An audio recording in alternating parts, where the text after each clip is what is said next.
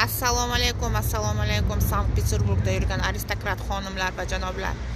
Hammani Oltin tushlar vodiysi kanalimga podpiska bo'lganlarni ham, bo'lmaganlarni ham Zolota shouga taklif qilaman. Zolota shou teploxodda o'tadi. Sankt-Peterburgni Белые ночи kunlarining birida 5 soatlik teploxod sayohati davomida juda ham chiroyli shou o'tkazamiz. Shouda jonli ijro, lotereya o'yinlari, furshet. Juda ham chiroyli qizimning firmenniy tortlaridan furshetlar.